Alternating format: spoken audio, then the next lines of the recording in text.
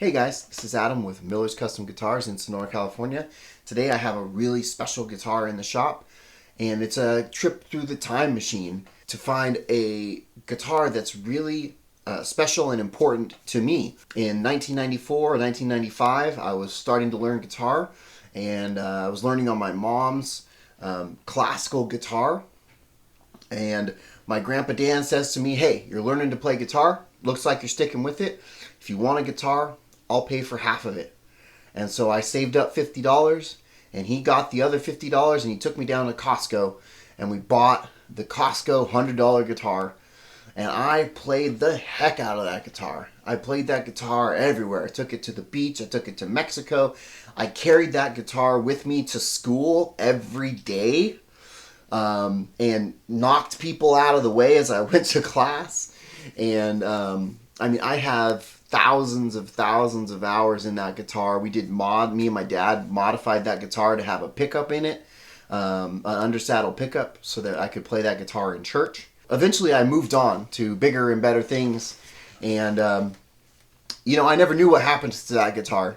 And then the other day I was at my parents' house and moving some guitars around in the closet, and I saw an old beat up guitar case, and I was like, "What's this?" And I pulled that case out, and lo and behold, my dad still had my old guitar. And it was very nostalgic for me to see this old guitar.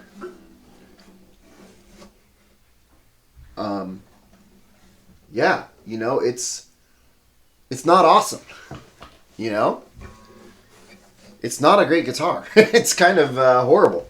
One of the things that I thought of, I went to Costco recently and checked out the $100 guitars that they have on display, and they're so much worse now than they used to be.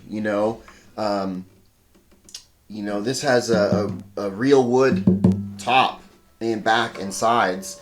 They're cheap wood. The binding is painted on. It's not actual binding. The rosette is it's like painted on. But it's got real geared tuners.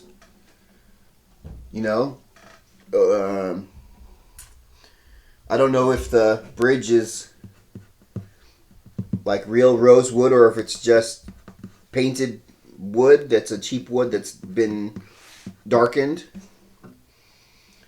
You can see the pickup that we installed. And man, this thing has seen better days.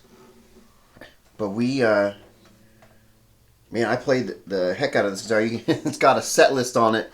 My dad uses this guitar for the hay rides at his church because he needs a guitar he can bang around. And man, I banged this guitar around. I played this guitar a lot. I used it in church.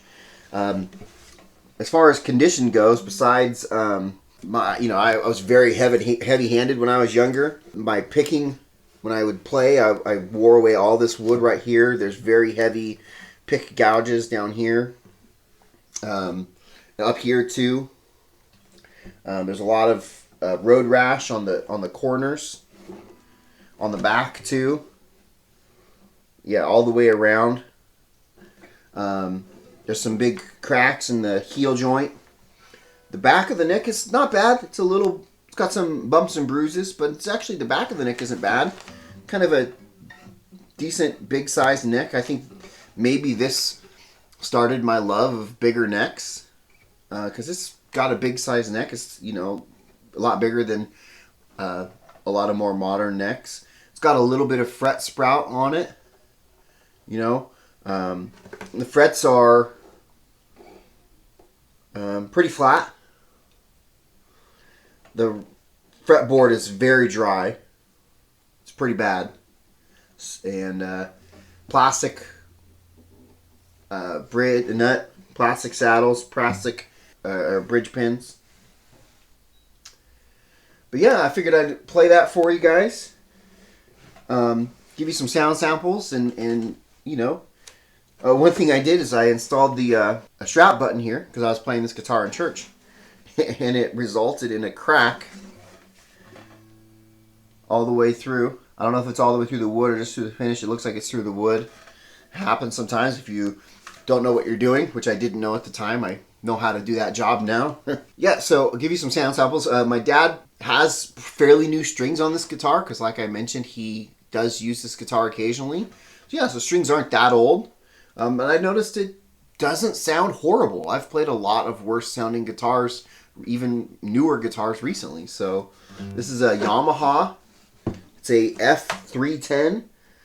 And I would say this guitar is probably 25 years old. So...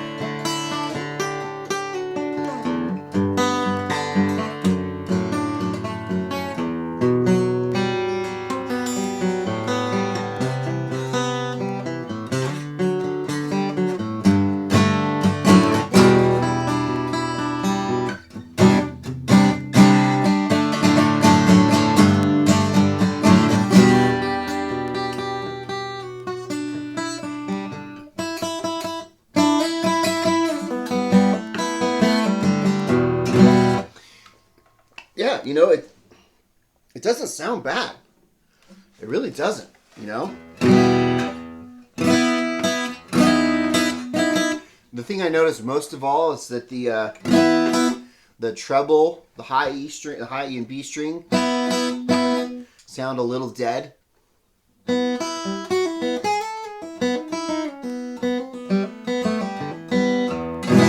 You know, and I think that could be improved with a bone nut and a bone saddle. I think I might try to do that.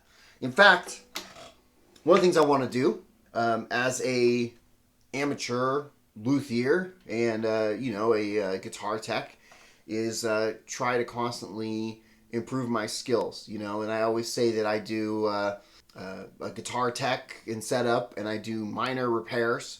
But I'm trying to increase and improve my skills, expand my skills into bigger and better abilities.